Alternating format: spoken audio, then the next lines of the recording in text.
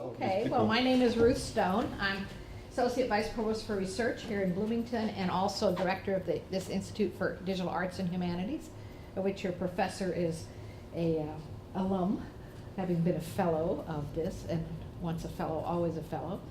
And we are so fortunate today to have Scott Deal here because he has a center as well up at IUPUI, the Donald Tavel Arts and Technology Research Center, which has gotten a lot of publicity for what goes on up there.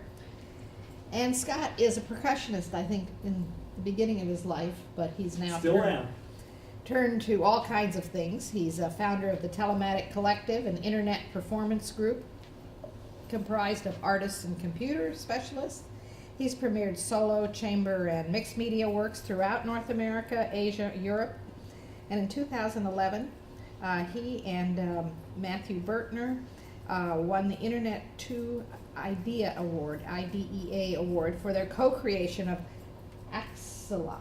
Is that how you say it? You're going to show us something, I think, yes, of it, which is a telematic and media-enriched opera. He also had a recent recording of John Luther Adams' 4,000 Holes for piano, percussion, and electronics, which was listed in New Yorker Magazine 2011 Top 10 Classic CDs. He's professor of music at IUPUI, and as I said, director of the Donald Tavel Arts and Technology Research Center. Without further ado, Scott, thank you for being here on this snowy day in Indianapolis. Well, thank you, Ruth, for having me. It's always a pleasure to come to Bloomington and interact with the students and faculty, even in a snowstorm. So I'm happy to be here. And since we have limited time, I'm just going to go ahead and bust right into this. And I'd like to start my talk about computer and artistic interactivity, since I'm a musician with a great musician from the past. Edgar Varese, of course, known, and I'm sure he's very familiar to all of you who are here, most of you, as the father of electronic music.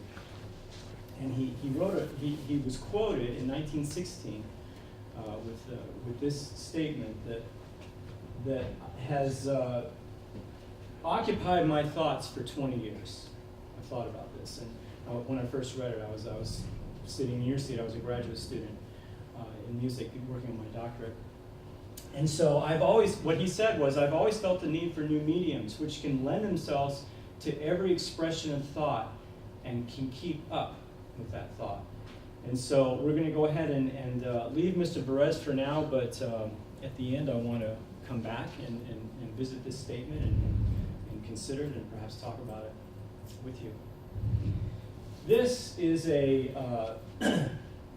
graphic. It's actually a schematic called OPTE, O-P-T-E, and it's created by Barrett Lyon, and it's a schematic of the internet on the planet. And I don't know exactly what process he went through, but he's very proud of this photo. If you go to opti.com, you can find the photo and read all about it.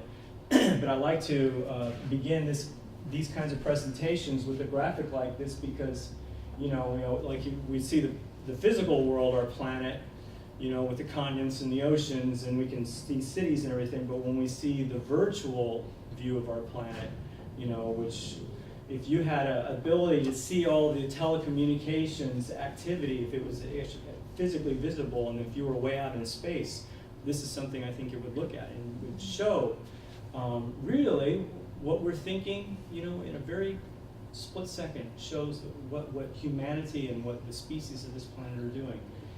More than ever before, we use computer interactivity all the time. It's become ubiquitous.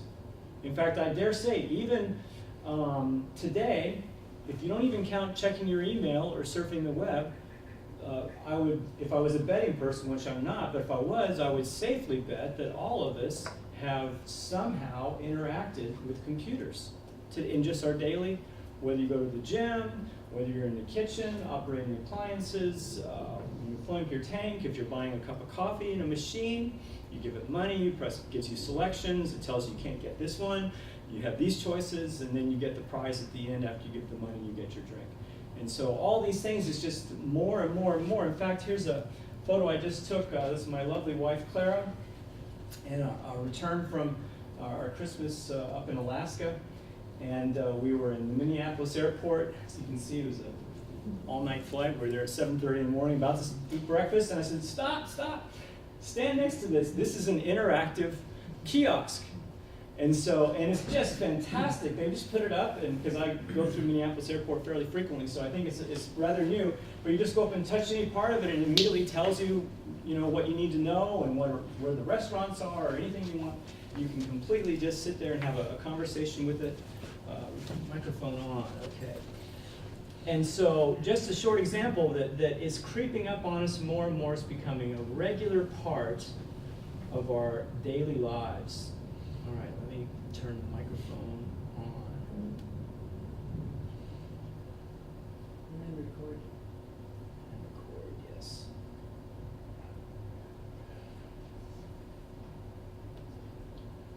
Should I say, let me put D on here just. Yeah, that's okay, we'll find it.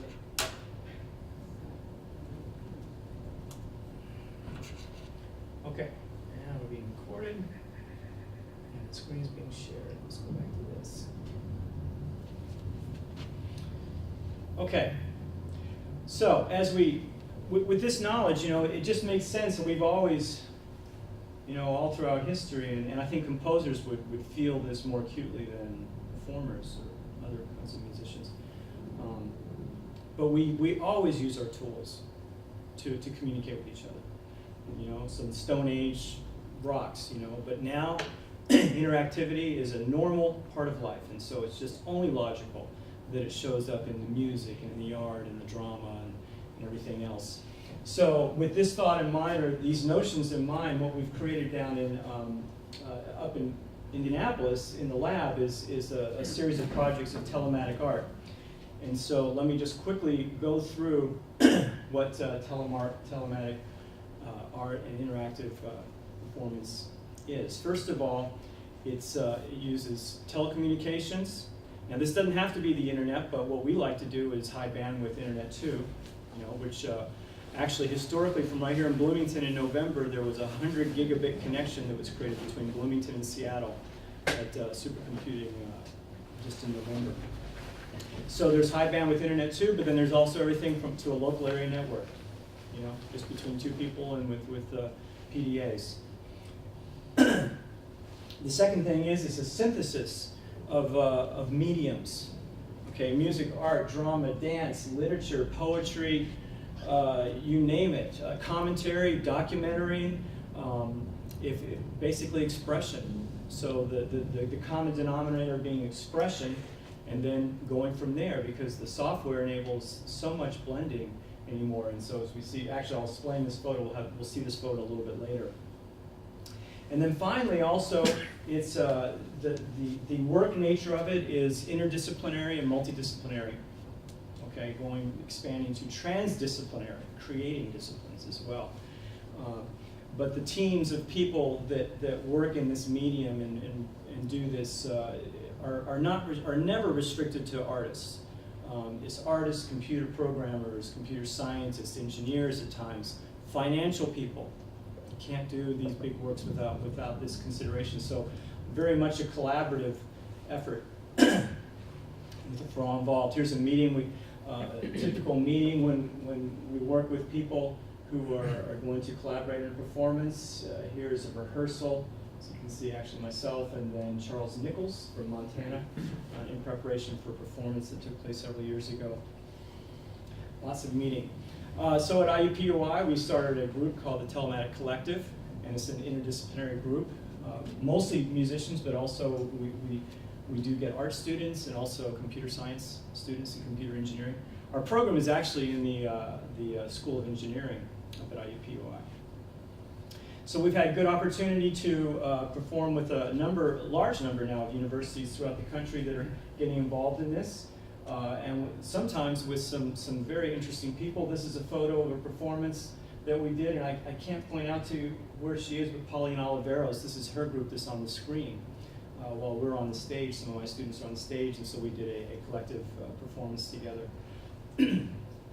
This is another photo we took last year of a collaboration actually with Professor Margaret Delinsky, who is here in Bloomington at the Hope School of Art. She runs the Hybrid Arts Lab. So her student is stage left and operating a virtual reality environment. She's navigating through it. She created it. And so we did a concert of approximately vignettes of about 13 different computer environments, and then we created music for it. And it was an interactive process that we engaged with each other throughout the semester. Here's a list of universities that are taking to this and engaging in activities. This has just been since 2007. The number of universities we've been able to, or the names of them that we've been able to work with. And as you can see, and it's one of the points I would really like to sit on in this presentation, is that this process is not only, you know, this synthesis, and it's very interesting, but it also completely enlarges your reach. And so now we're able to, without too much difficulty, be able to interact with artists in Asia and in Europe without ever flying out. We can rehearse, we can talk, we can plan, we can send files, and then we can put on a live concert, and we're vividly together. So, been very revolutionary for us. Here's just a couple of names, and again, some more institutions. Chris Chafe at Stanford is very, very involved, and he's created software. Actually, I talked about it last year when I was here. Jack Trip, multi-channel audio, Pauline, Mark Dresser, several others. Go through this. This is on this screen here is Ben Smith, who is a postdoc at the National Center for Supercomputing Applications at University of Illinois, Urbana-Champaign. And here he is working with some of my students in the collective, and also with a piece of software that he's been developing that gets into the area of artificial intelligence, that captures the pitch sets and then makes suggestions and actually plays some things in return in response. So that was fun because we had the artificial intelligence, but we also had the distance and the telecommunications, and everything worked really quite nicely together. And here would be just a quick shot of the kind of gear that when we set up these concerts that we like to use. You see a battery of about 6, well, you can't see all the computers, but about 6 or 7 computers, a couple of mixers, and in the center here, this one, an increasingly important piece of gear. It's called an Anycast station, and it's quite a nice, Sony makes it, it's quite a nice video switcher that has, it's a mixer, it's a video switcher, it's a networking device. It's just incredible. I almost can't leave home without that anymore. So it always finds its way into, I'm going backwards, okay. All right, just a couple of examples here. This is a performance we did, and using a piece of software that's downloadable free of charge on the internet, Access Grid, created at the expense of your federal dollars. Okay, so it's owned by the people of the United States. You can download it. It's open source, so you can download it and you can actually play with it and then repackage it and resell it if you want. There is a company that does that. I'm not going to name it right now, but they took Access Grid and dressed it up, made it a little bit better, and made it really cool to look at, and then they market it in source actually. Okay, and go ahead and say. And Scott, what that does is the Access Grid software. Yes. Okay. Thank you. Okay, so the Access Grid software enables you to interface with up to about 100 sites if you want to at one time, and it was designed primarily for the science and engineering communities of the country, so they could have large-scale discussions and conferences. But some people in the arts readily took to it. So you can see here's on the far right-hand screen are our sites that we're all interfacing in this sort of a schematic. This was done in a virtual reality environment that was folded out flat. And then to the left, you see the large screen. That would be what an audience, a live audience, is going to be viewing, and at the site where the audience was, someone would be mixing in all the other windows. So you'd be seeing this panorama of different sites performing and interacting together. And I'm just going to give you, this was SIGGRAPH 2006, and I'll just give you a quick, very short notion. So this is between about 7 universities.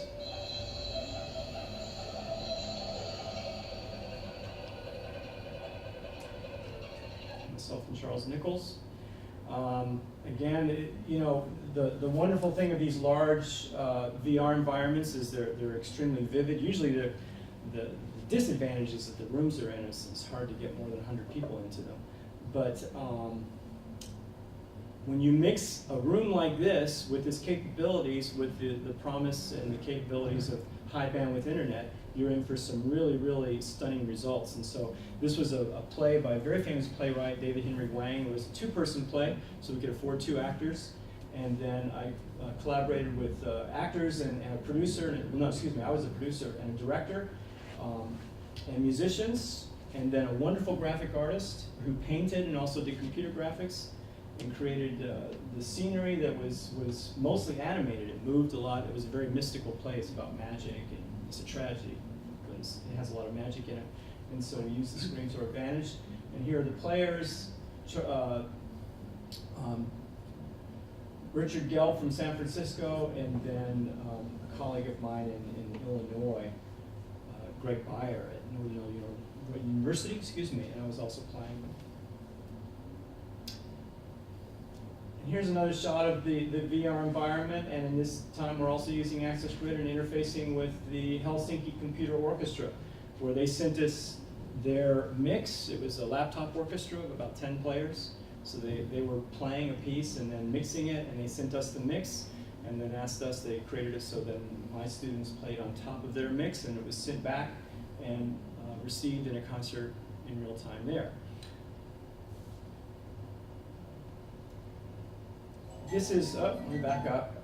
This is Florida State University and Butler University. This was 2 years ago up at IUPUI. And we choreographed. We spent the semester, we'd fly Tim Glenn up from Florida, and he'd work with the professor at Butler, Cynthia Pratt, modern dance professor. And so they choreographed this Internet 2 performance, with the two in mind. And when you watch the movie, it's very interesting. If you look at the screen behind the dancers, and then behind the dancers on the screen, you'll see also the dancers in the foreground. So it's almost triplicate. It was way cool. So here's a really brief graphic about that.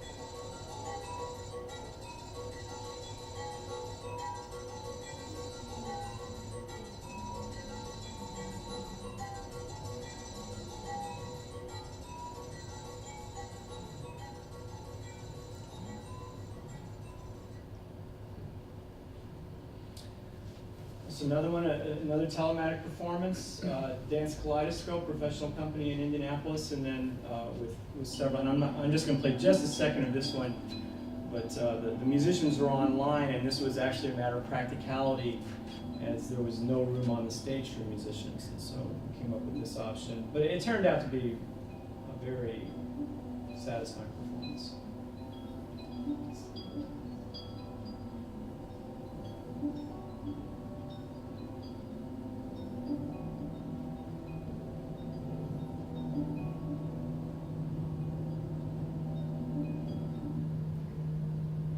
Okay, but to talk about interactivity a little more and going out of the music realm for a moment, it's just, it's fun, it's getting easier all the time, it's getting cheaper, and some fascinating results. So this is a graphic from Margaret Dolensky's work, who again is an IUB professor. And this one's called Emotable Portraits. And if you look carefully at the very center of the picture, you can see a webcam in between the two screens. Sort of just, you know, it's very subtly placed there. You're not supposed to actually notice it when you go up and look at it. But the idea is you go up and look at the graphic, the screen on the right, which looks like a, you know, religious icon.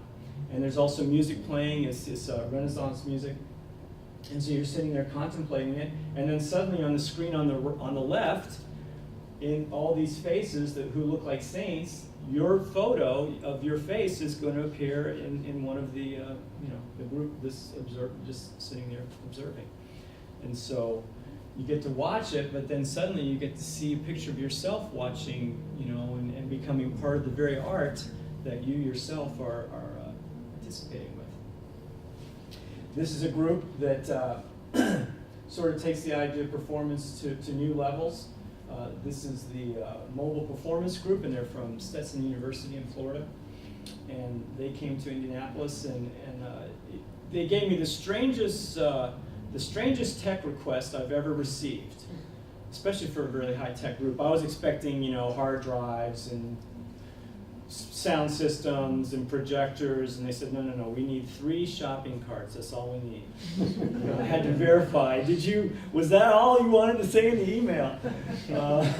And they brought everything, so we actually did the right thing. We officially borrowed 3 shopping carts from Marsh, and wrote a little thank you to Marsh in our program notes, you know. And, I didn't want to, I thought that's the last thing I need to be accused of stealing shopping carts. So, but then they tooled around Indianapolis for a couple of days and took pictures and took movies and made recordings. And then during the festival we held, they gave guerrilla performances. They would just pull up somewhere and they'd have portable screens and fly the screen, portable sound system, and then they would just be off and running. It was just completely fantastic. There's another one. This is for a piece called "Scream at the Economy," and they made this group made these noisemakers, and then they have a website, and for each piece they do, they'll you know, you visit their website. You can it's called the Floating Lab Collective, by the way. You can record, you can scream, you can shout, you can sing, you can do whatever you want, and they collect these, and then they will go somewhere. For instance, their "Scream at the Economy" piece. They went to the Federal Reserve, and outside the front door of the Federal Reserve and performed it, you know, and so these loudspeakers screaming at the economy. And then they went to Wall Street. I don't think they were very appreciated at Wall Street. This was before Occupy Wall Street, or maybe a precursor. Another really, you know, a very important area of interactivity, clearly, especially for, you know, not my generation, but generations after, is computer gaming, of course. I think it's really driving much of the technology and much of the fun things that are coming up on the horizon. But in this particular one, this is called Occupation Forces, and the creator of it, Mark Squarwick, Mark Squarwick, created an interactive device you could put, or software that you could put into your iPhone or iPod. And then if you walk throughout the city, and you can see on the floor, is fuzzy, but there's a graphic sitting on the floor there. And so if you pointed your camera in camera mode, if you pointed at it, then you would start seeing aliens. Like, you'd see everything as if you're about to take a picture, but then you'd also see aliens walking around. And so then you could go throughout. This was downtown public library. You could go out to the library and see where, you know, they're starting to occupy, or actually we even had them on the street between the library and IUPUI. We had a little trail that every once, oh, there's another one. You go up and see, you could see aliens, you know. And so really, but in terms of interaction and audience interaction, you know, technology is changing the whole definition of what an audience is, and changing the function of an audience. You know, gone are the days where they're still here, but now added to the days of you come and sit down and observe. Now you come and participate, and you give input, and you become part of it. You know, and very, very interesting.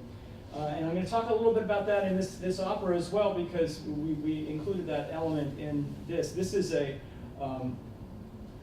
This is a 4-year project, actually 4.5-year project now, that Matthew and I are very proud of. Matthew is a wonderful composer. He's a professor of composition at the University of Virginia, Charlottesville.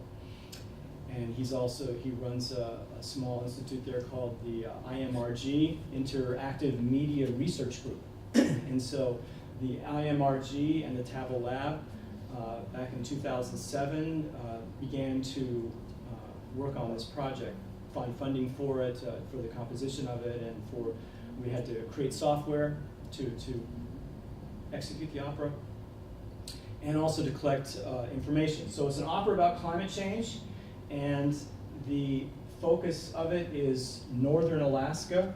I spent, in my career, I spent 12 years as a professor at the University of Alaska, and so I intimately became involved in the inquiry with the group of scholars at University of Alaska into the issue of climate change, especially how it affects the North, the Arctic and the subarctic. And actually that I was on a working group and in a forum, an ongoing forum called North by 2020. In fact, North by 2020 just released a book on the discussions and the engagement and the writings of the people in the forum this year. But through that experience, decided that this was too important to not try to present as information, but also as art. And so it's a really cool opera in that it has elements of traditional opera. You know, you do sit and you observe it, but it's telematic, and so it's made to be presented between anywhere from 4 to 6 locations, and each location having a full performance. Okay. Then also it's untraditional in the sense that, for instance, you know, most operas you'll have the chorus, and you know, traditionally they're the ones that sort of like keep the storyline moving, bring you up to date, or they give you the big picture ideas and then set the tone. Well, in this opera we have, for the chorus, we have scientists who are speaking, we interview. We have 30, 40 hours of interviews with scientists, climatologists, anthropologists, native elders, artists, sociologists. We interviewed all kinds of people that are looking at the phenomena of climate change and got their perspective, and then we integrated that into the piece, as well as integrating a great deal of scientific information via raw scientific animations that were unprocessed, scientific footage of the Arctic. Some of it, you know, you look at it and think, really, scientists took that? It's so incredibly beautiful. You know, but that's really part of the land up there, you know, the exoticness, and I'm going to show you a couple more shots. And then also, Matthew composed the opera, and he also wrote the libretto. And my job was to create narratives from the media and to actually create the media.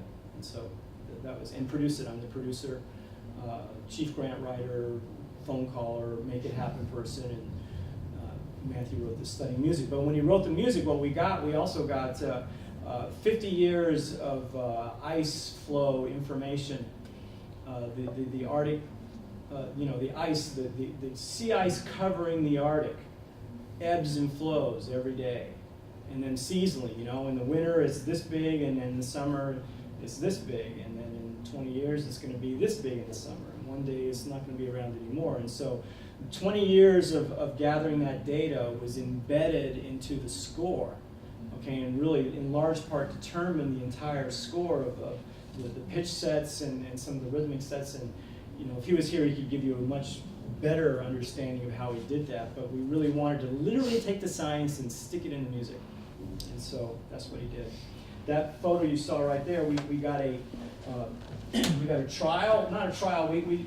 This was a public concert. It was in New York with the Ear of the Earth Festival. That's Joan LaBarbera as the principal singer, and it was presented as sections from Oxlock, or from Oxlock, the opera. It wasn't a premiere. You know, we went for a premiere, and they said, well, how about we give you 40 minutes on a program? And so we took that.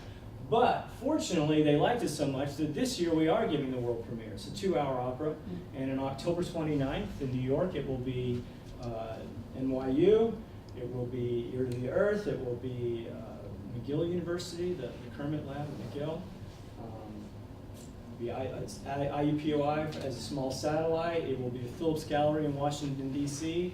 It will be Bergen Institute of Music in Bergen, Norway, and the University of Alaska Museum. Have a beautiful black box. And so all those sites will be presenting the opera simultaneously, and they'll all be connected. And so wherever you're sitting in one of those places, you'll also be experiencing some of the opera going on somewhere else. And so everybody's going to be tied together. And we felt that the idea of climate change is something that fits this sort of idea. Climate change is a phenomena that in the north is really becoming dramatic, but it's going to affect everybody on the planet. And so we thought, why not create something that you can watch together anywhere on the planet? And then what you could do is, let me get to that graphic. Then the audience could also communicate with the opera, with the performers in the opera, and with other people watching the opera in other locations. And so part of the opera telematic toolkit, we have about 4 or 5 applications, is this program called Nomads. And so you see on the screen right here, people texting their thoughts. And then the way the score works is, let me see if I can go back and you can see a picture of, okay, you see Joan singing, and then to her center stage is a computer screen, and so she sees the Nomads software on her screen, and then in certain sections she takes text that people have written and she incorporates it into the libretto, and she'll start singing what the audience has been saying. And so, full circle, you know, and it becomes this cycle of presentation, feedback is integrated, more presentation, more feedback. And so the audience becomes really a performer in the piece. Here's a graphic that adequately shows the content. So we have a huge storehouse of small movies. The videography is done live, and so we usually get a VJ, you know, and load them up with our software and with the movies. Or actually, the performance with all these photos, I was the VJ. So you have media content, you have live discussion, you have commentary, you had live musical performers, and then certain audio processing techniques or procedures going on as well. And so all these things being shared between in this schematic 4 sites, but it could, you could multiply that number. And it also brings to, and I think I talked about this last year, it brings to the table the idea that the traditional way of presenting your work, let's say as a composer,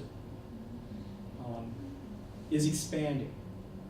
So when I was in school, a composer would, write a symphony, and so their big responsibility after writing it and correcting it and making sure it's exactly what they want is getting it printed, right? So you print full score and parts, and so that's what we have, full score and parts, and then you're good to go as long as someone wants to play it.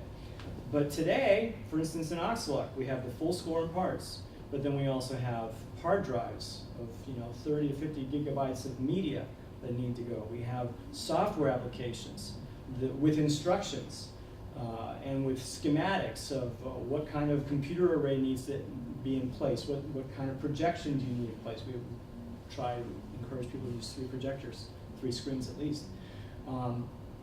And then the content is created in such a way also that it's all moldable. And so with Oxalock, what we wanted to do, our big motivation wasn't just to give one performance in New York, but was to give this thing a life. And where it grows over time, it develops over time. And so our vision for it is that in 10 years, that it could be done in a small space, it could be done huge over or mini sites, it could be done actually just with one site. You could set it up as a museum installation, you could set it up as a big concert in a huge concert hall. So many ways to take the content and to mold it to fit the requirements or the best scenario of the people who want to present it. And I think this is an important thing to consider going into the next 20 years. How are we going to put our stuff out there so it gets heard the most,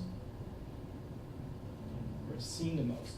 This is a graphic of of our VJ software. Basically, it's a max patch, and we just load up. You can see the names of all the patches, and then whoever plays it has a, you've had to study the music, and also the music's all very modular as well. It's a series of small chamber pieces, and they're made so you can place one on top of the other. So you could have Ice Prince, which is a piano solo, and written in such a way that it can be played as a solo or by up to 3 or 4 pianos, even in one room or over the sites.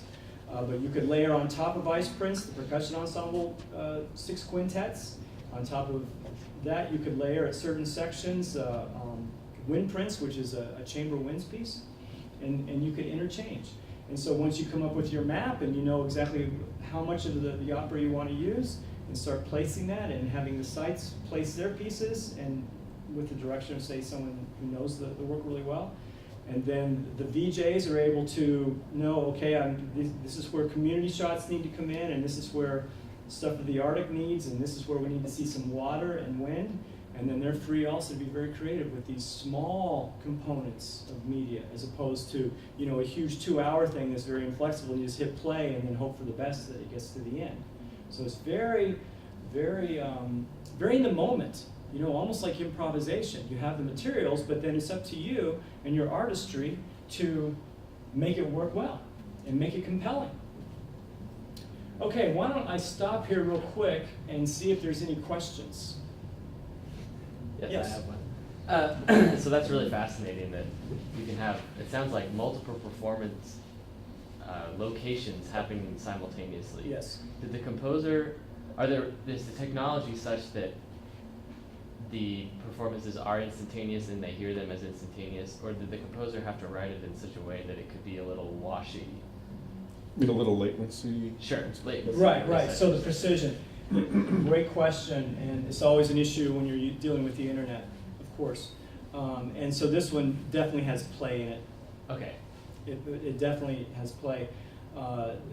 And it also has high precision, but I've been working in telematic, the telematic medium since 2003. And I've played very high precision pieces over the internet, but it's not fun. And also, I don't think it translates well. And so the strategy we employ in Oxalock, and what I generally try to do, is if you want the high precision, make that the piece, write the precision between the people who are sitting in the same room. Right. And then for the things where you don't need the high precision, then you can relegate them so that way. That said, what we use is a map, and so with timers. And so, and everybody, in this picture, in fact, you can see it, there's a conductor, young woman with her back to the screen, or to the camera, and then if you look directly in front of her, you can see on the screen some numbers, and so that's an internet clock, actually another application we created for the opera, a common clock, internet clock, it's a max patch. And so everybody knows, okay, at exactly this time I need to start, but but then you're going to have tempi issues, right? So unless you say, okay, it's going to be exactly 80, beats per minute. But given the human elements, maybe it's 81 beats per minute, so you finish a little earlier. So we do have play, but also we try to have this kind of precision where people, keep the ball rolling. Scott, do you have video examples of this I on do. the web somewhere, or even? I certainly do. I have it. I'm going to play an excerpt here, and then there's a website. The name of the opera, Oxalock, A-U-K-S-L-A-Q. And if you go to the Oxalock website and hit media, there's I think we have one movie on the website, but then there's a link to a bunch of movies, like 8 movies of it. So yeah. Here's another shot of it. Not quite sure why everything looks blue. When we did it in performance, it wasn't all blue. I mean, it's pretty. But here you see, this is a great one because you see the audience members. This was at the Frederick Law Theater in New York. And in the advertisements, we encourage people to bring your, bring your laptops, bring your PDAs, turn your cell phones on. It was great. And so, so obviously people took us up on it, and they were engaged. They got online, and we're doing it. That killed 2 birds with 1 stone. It sure did. And I Yeah. don't see anybody checking their email. That'd be pretty terrible, wouldn't it? It's happened in all of our classes. I wanted to ask a question Yes. about the general concept of telematic art and Yeah. where that places ownership. Because it seems to me that the more creators you introduce into a project, the more diffuse the idea of ownership becomes. Because then is it, in the case of this opera, Yes. is it yours? Is it your composer collaborators? Is it the audience members who are submitting things to it? And how does that, or does it? I assume it would, but maybe it doesn't. Does that complicate the sort of? It does complicate it, but it's also, the nature of it is a lot of shared authorship, is what we call it, shared authorship. In fact, Roy Ascott, the noted music philosopher, British, in the 80s wrote a great essay. It's called "Is There Love in the Telematic Embrace?" And he had been thinking and talking about telematic art since the 60s. But he talked about shared authorship, that that's really one of the foundational principles of it. That said, I participate in productions where it says by, and then there's this big group of people, and then you gotta parse out exactly what they did. This piece here is, now it's a real piece of literature, and Matthew and I had a lengthy discussion, because we also have a huge team of people that worked on this with us. Artists, videographers, computer programmers. So how we put it on the printed score, created by Matthew Berger and Scott Deal, and then immediately underneath, music libretto, Matthew Berger, production, media, concepts, Scott Deal. And then we kind of let it fall out from there. And so I think it's a territory that has yet to be really worked out and figured out how that's going to go forward. But I think we sort of look to the movie industry, and when you see a movie as the producer, and you kind of know that's the person that made it happen, and then there's a creator and a designer, that kind of thing. Sure. I guess I'm just thinking that, especially in the music world, a lot of it is very geared towards this sort of one creator ownership model, where the conductor is responsible for the performance, the musicians underneath him are kind of answerable to him, the composer is responsible for the artwork, and anything else is, everybody else who helped is sort of underneath. Right. It seems like to try and make these works happen, there would be a certain incompatibility there. And maybe these works don't happen in the same environments then, if that's... Well, there's definitely, this is completely an issue that you raise, and let me go here real quick, and I'll show you another way we tackle it. Here's the Oxlock website. So production group, you click on that, and then we list everybody that was intimately involved. And there's even somewhere on the site there's a disclaimer if we miss people. No one's called me up and said, "Hey, my name's not on there yet." But it's a big issue, and the roles change. I mean, this is the other thing I think that the computer interactivity and how things are going is really erasing the lines. I'm a firm, I work in an interdisciplinary context all the time now. But I can tell you, I'm so glad for the 9 years of university study that I spent just learning percussion and just focused on percussion. And so I think it's important for artists to have something that they do at a very, very high level. But then the next step after that is to start taking on new roles. And say, okay, and so when I present myself to people, or what do you do? I always say first, well, I'm a percussionist, because it's a big part of my life. But then that's not the only part. Now I've been producer, I've been videographer, I've been author, creator, sometimes composer, and then in these projects you find that you just have to start wearing these other hats. More and more and more. Any other questions? Something of this size would be, impossible. Like, I like to do everything myself. I like to learn a little bit of new technology, because I like to create everything in all the areas at once. But something like this is just way too big. It's impossible to do that. Right. And so it's more like a film production that has all of these different creative elements in it. But ultimately, it's it's no one individual, which means you can also share the blame. Or you can easily point the blame, can't you? Yes, question. Just wondering if there's any performance artists out there, one-person type, subway performer, street performer, who's leveraging any of these ideas. I know you've got like some ensemble examples here, but how might just a single comedian or whoever use some of these things?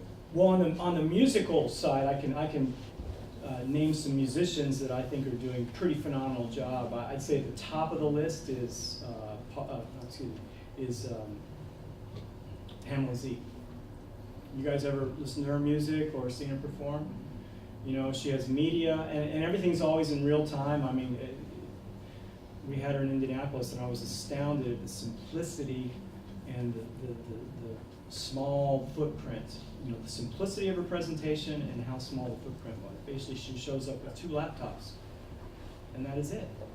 And not a lot of content. I mean, she's got some really nice devices. I mean, she has a very small, wonderful interface that has a motion tracking component. There's a couple buttons, and there's other things, and she can really control everything, almost like a theremin, just by doing this.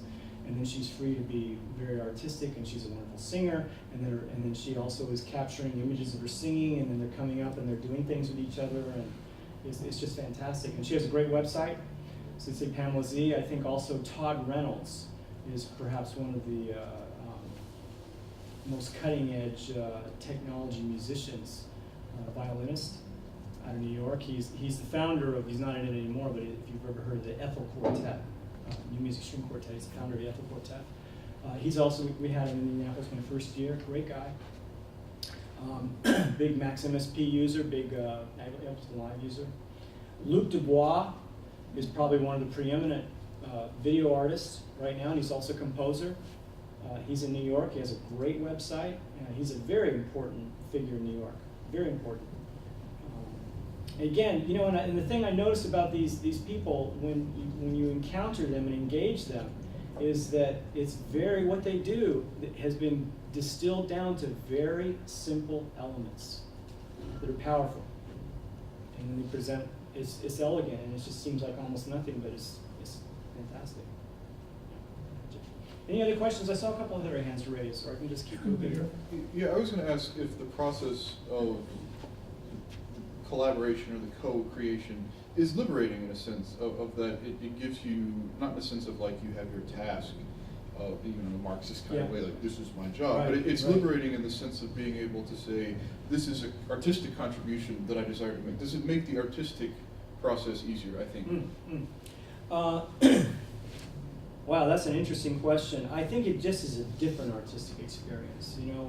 Since I since I work actively at staying involved in the music performance world myself, there's the difficulty of if someone hands you, the piece that was talked about, 4,000 Holes, is a 33-minute piece, and it's probably the most difficult piece of music I've ever played. It took me months to learn it. So there's that kind of difficulty, a technical difficulty.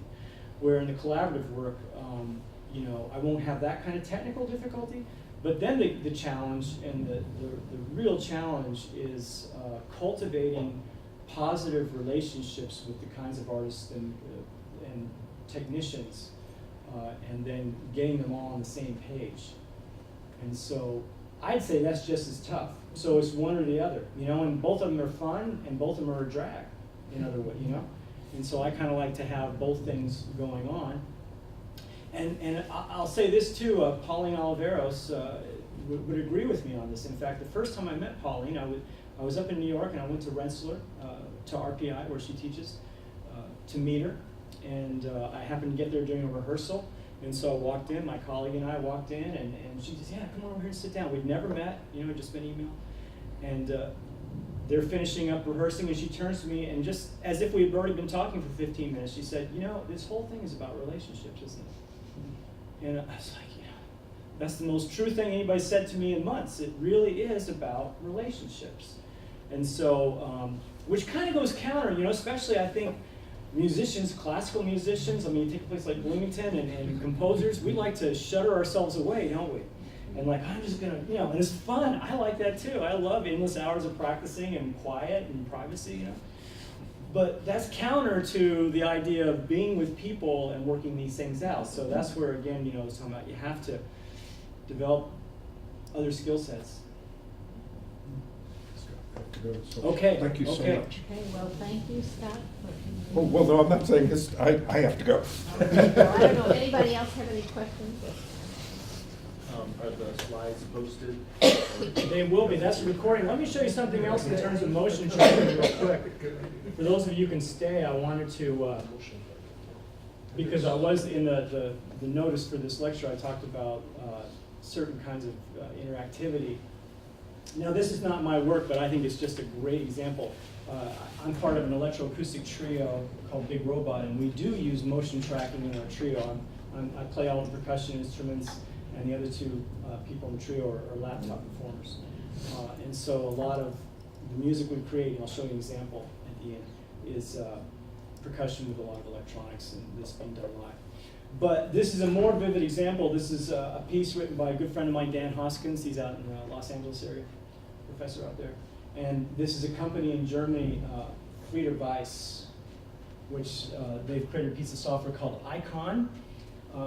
They created about 2004, I believe, which is super, super high power motion tracking, motion capture, and then doing really amazing things. And you can, if you look up Frieder Weiss and go to the website, you can download Icon. I think it's about $300. And with a small, it's not cheap, but with a manageable investment, one could get all these things. Of course, the other way to get motion tracking is just in jitter, maximum speed and jitter, and you can create a patch. But anyway, this is a really cool example of the kind of artistry that can happen with motion tracking by Dan Hoskin.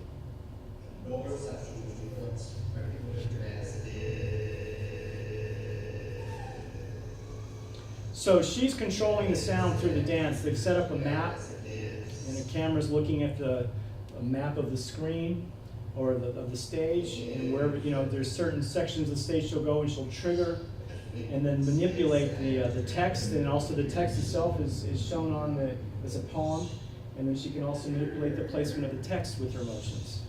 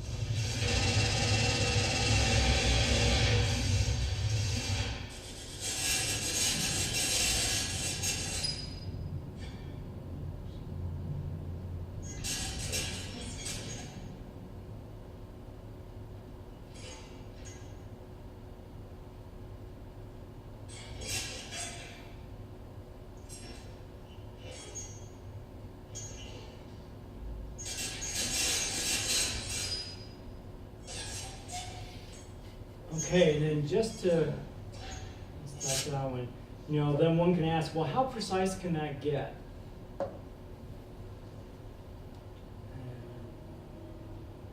Here's another example.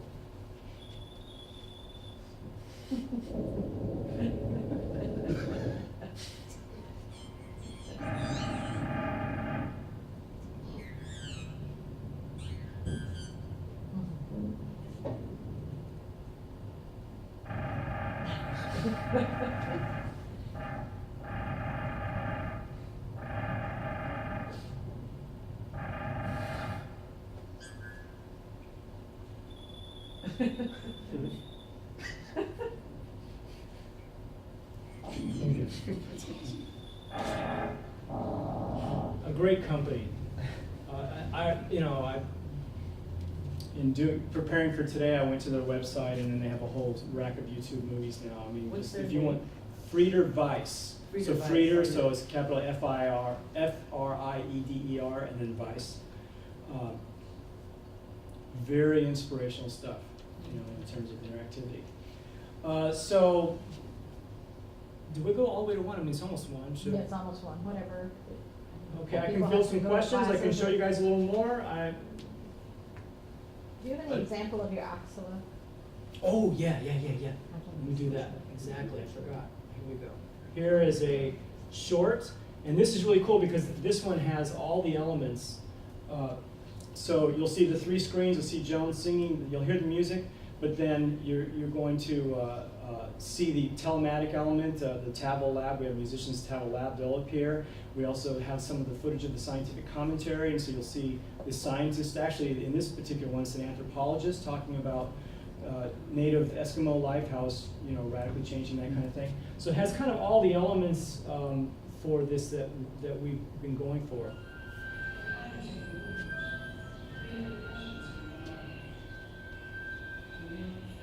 You see the Nomad screen on the right, scientific animations.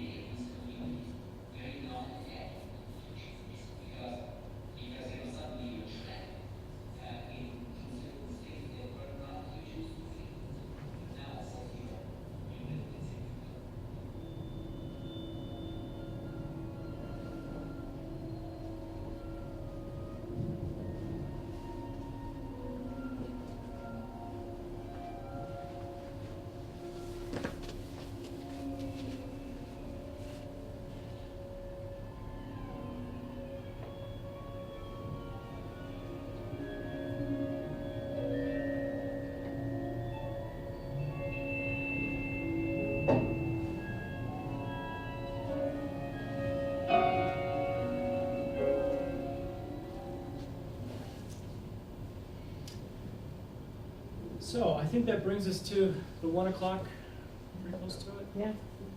Time. I can take a few more questions if you like. I can show more. Almost 1 o'clock. I was just wondering about this globalized thing because you're presented in different places. The footage that you have pre-done, do you translate it when you are in a different place? In order No, we haven't tackled that one yet. is it something that you've thought about, or that You know, I have thought about it, and I have to tell you, I haven't figured that out yet. I haven't cracked it, because I would very much like people in China to do this piece.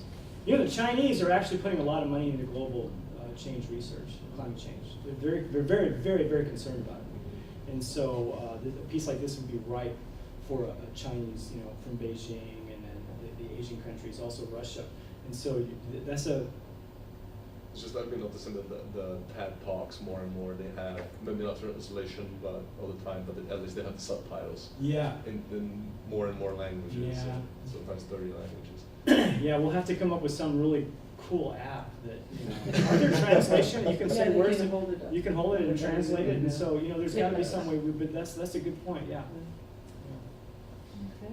And I'm also curious, I'm very curious about the motion tracking device, how it works, and is it just a camera, is it what she's dressed, is it Right. stuff around the place that when she triggers, and also, was that piece improvised?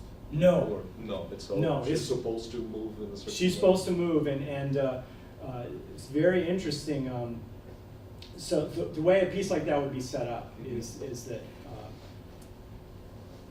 that you can use a simple webcam. Now for Icon, for that particular company, he sells Icon, you know, and I think for $3,000 you can get the cameras he says you should get, all the, you know, the computer interface, all that stuff. You can also buy it all commercially yourself and put it together.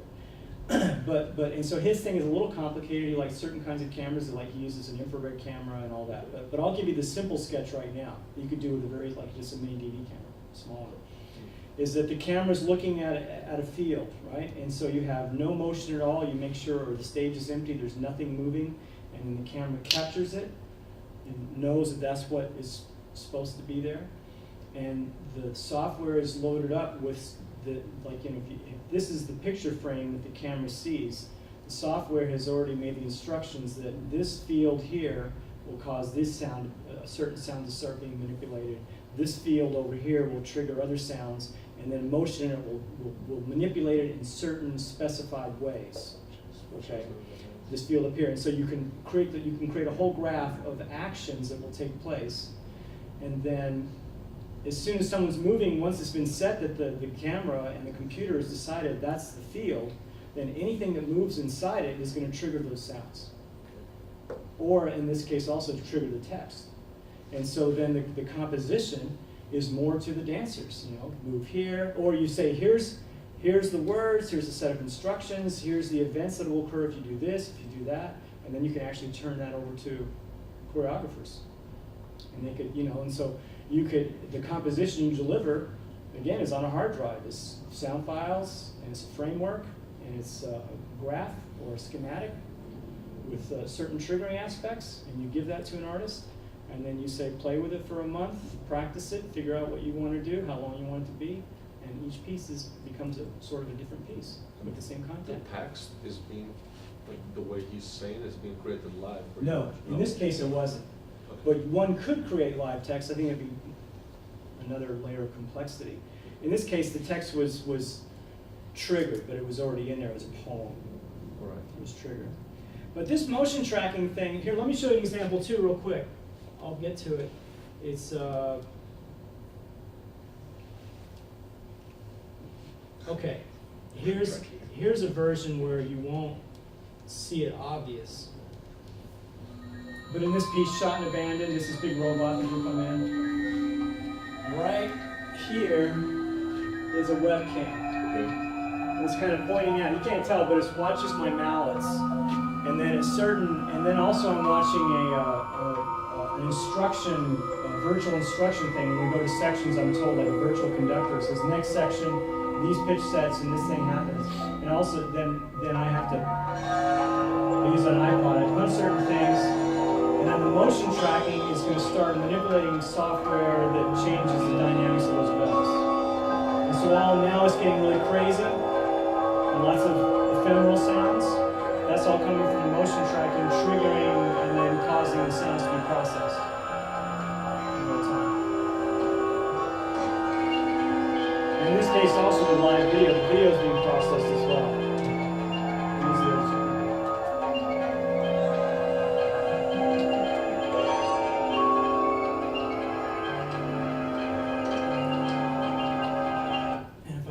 And so, like I said, not really obvious to the eye that happens. Let me show you what the patch looks like.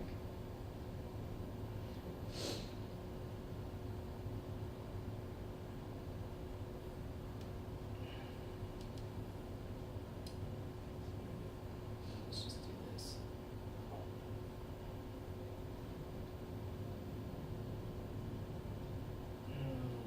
Of course, when it's time to show you guys. Let's do it this way. I'll tell you quick and dirty when we do it. Okay, here we go. Do we have any magnet? Anybody here use Max? Use it? Great, awesome. And you're making patches and things? That's so cool. It's super. I have the software. You guys might relate to this. I keep wanting to get good at it, but my colleagues keep trying to get me not to be good at it. They're like, no, don't work in Max, that's our job. So They're trying to save you hours of frustration, I think. Well, you're the player, we're the programmers, and so here we go. Okay. Okay, here's the Max patch for Shot and Abandoned. Get it up.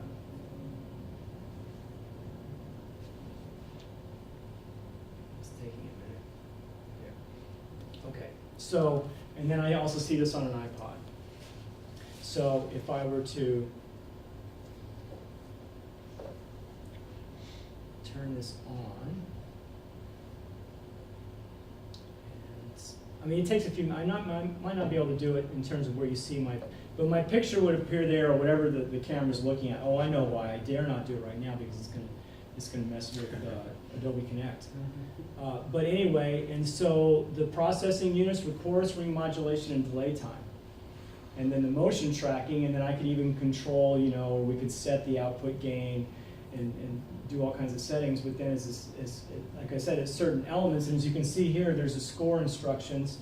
And so I'd be watching it, and it goes through 10 sections. So cue number 1 is section 1, you know, cue 9 is section 9. And then each section has a new pitch set and instructions. So here, staccato sparsely. So I play the instructions, I play this pitch set, and then also allow for manipulations to be taking place with the motion tracking without ever having to put my mouths down. So pretty, you know, fairly, I mean, I don't know how easy it was to put this together. I think it took him a couple of weeks to do it. That's